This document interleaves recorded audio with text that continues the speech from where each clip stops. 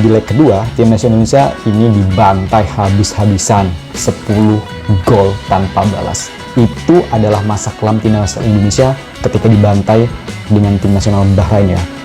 Ketika itu tim nasional Bahrain memang tidak sesuperior ataupun tidak sebagus negara-negara lain ya. Itu tim nasional Bahrain pas. Halo, selamat olahraga di channel Teman Bola. Ya, drawing round ketiga kualifikasi Piala Dunia zona Asia ini sudah dilakukan ya. Timnas Indonesia menempati grup C berada dengan negara Jepang, Australia, Arab Saudi, Bahrain, dan China.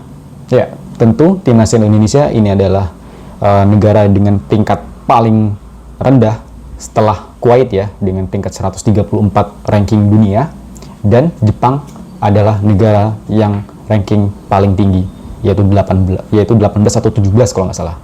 Oke, kali ini kita akan mengingat kembali atau flashback kembali bagaimana timnas Indonesia ini dikalahkan oleh negara Bahrain ya, karena memang timnas Indonesia ini sudah lama sekali tidak bertanding dengan tim nasional Bahrain. Praktis timnas Indonesia ini bertemu Bahrain ini sebanyak 4 kali.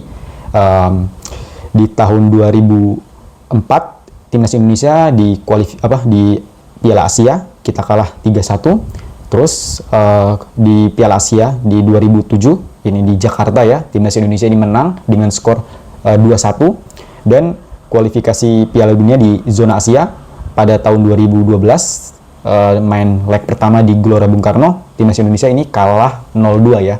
Dan di leg kedua timnas Indonesia ini dibantai habis-habisan 10 gol tanpa balas. Itu adalah masa kelam timnas Indonesia ketika dibantai dengan tim nasional Bahrain ya. Ketika itu tim nasional Bahrain memang tidak sesuperior ataupun tidak sebagus negara-negara lain ya. Itu tim nasional Bahrain pas mengalahkan timnas Indonesia ini memang full squad ya, squad terbaik timnas Bahrain. Tetapi tim nasional Bahrain ini memang tidak seberingas ataupun sekuat yang dikira gitu. Tetapi timnas Indonesia ini dibantai. Ini ada apa menurut saya sih? Ini sangat-sangat tragis dan masa kelam waktu itu ya. Memang timnas Indonesia waktu itu dilatih oleh dari pelatih Belanda kalau tidak salah ya, Wim Rijsbergen ya. Setelah kalah 10 gol tanpa balas, pelatih tersebut itu dipecat oleh PSSI. Dan itu adalah masa kelam timnas Indonesia yang sangat-sangat buruk ya. Waktu itu timnas Indonesia pas dikalahkan Bahrain dengan 10 gol, ini dihuni oleh beberapa pemain ya, seperti Samsidar, kiper, ada Hengki Ardiles dan Diego Michels, Gunawan Dwi Cahyo, dan ada Wahyu Wijastanto dengan postur tinggi back yang paling tinggi waktu itu, Abdul Rahman, Selamat Nur Cahyo, ada Taufik, Trendy Irawan, Adia Putradewa, Irfan Bahdim, dan Ferdinand Sinaga kalau tidak salah ya.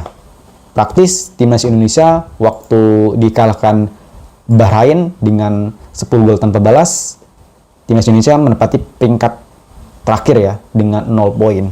Bayangkan waktu itu. Tragis sekali itu. Pada tahun 2012 kemarin. Ya, tentu 12 tahun sudah berlalu dan kita mempunyai komposisi yang terbaik saat ini dan pelatih terbaik juga, Coach Sintayong. Tentu kita juga lagi berbahagia ya, dan juga bangga sekali dengan pernyataan PSSI dan Erick Thohir, karena memang Coach Sintayong ini diperpanjang kontrak selama 3 tahun ya. Melawan Bahrain dan China, kita harus meraih poin penuh ya, baik itu di kandang ataupun di tandang, di Bahrain ataupun China nanti. Kita mempunyai skuad yang saat ini squad terbaik ya, yang ada di timnas Indonesia saat ini. Timnas Indonesia saya yakin mampu meraih sisi positif ya, bahkan meraih poin dari timnas China dan Bahrain ini, meraih semua poin, 3 poin kalau menurut saya. Ya, tentu kita tidak sabar ya mengenai perjalanan timnas Indonesia di round ketiga ini. Sejauh apa timnas Indonesia ini akan meladeni negara-negara seperti China, Bahrain, Arab Saudi, Australia, dan Jepang. Tentu di leg pertama nanti, di laga awal kita harus away melawan negara Saudi Arabia.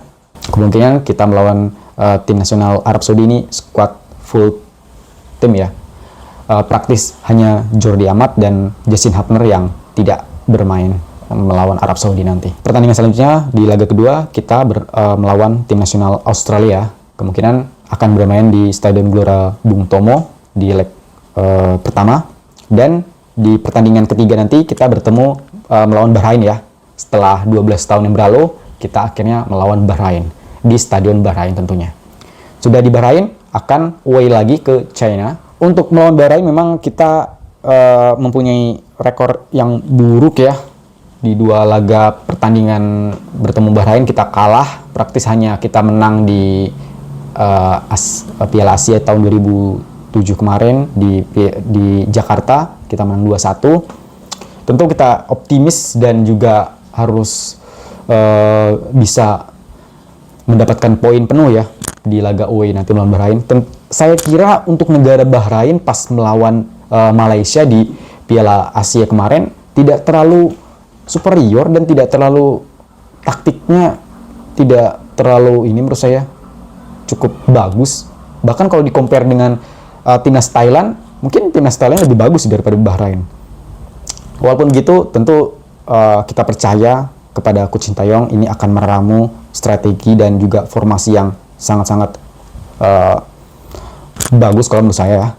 Apalagi dengan lini pertahanan timnas Indonesia saat ini dihuni oleh Jay Itzes, Justin Hapner, Kan Bagot, Kelvin Verdong, Sandy Walsh, Tom Hai, Ivar Jenner, dan lainnya. Ini semakin memperkokoh kekuatan timnas Indonesia ya. Apalagi timnas Indonesia saat ini akan diperkuat oleh kiper yang berlaga di Liga Amerika Serikat, MLS, dari FC Dallas, yaitu Martin Paes. Semoga ketika pas melawan negara Bahrain, bahkan di laga awal melawan Arab Saudi, Martin Paes ini bisa bermain untuk negara timnas Indonesia ya. Ya, kemungkinan untuk penambahan pemain asing di skuad timnas Indonesia ini akan bertambah ya. Kemungkinan ini 3 atau 2 ya. Tapi untuk Coach Sintayong juga dan juga Bapak Sumarji mengatakan striker timnas Indonesia ini akan bertambah ya, yaitu pemain striker diaspora. Kemungkinan untuk penambahan pemain diaspora ini cukup positif dan juga disambut oleh Bapak Erick Thohir akan bertambah lagi. Kita tunggu saja pemain-pemain tersebut, apakah itu Ole Ramli ataupun Max Hilders, Kevin Dix atau Pascal Struijk, kita tunggu saja. Yang pasti untuk penambahan pemain diaspora ini pasti akan bertambah ya, baik itu striker maupun back ataupun gelandang tengah ya.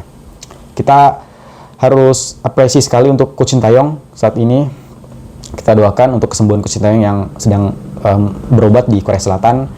Pokoknya kita tidak sabar, kita harus mendukung Coach Sintayong ini 100% untuk berlaga di zona kualifikasi Piala Dunia round ketiga ya. Ini round terakhir kalau menurut saya untuk menatap Piala Dunia berikutnya gitu.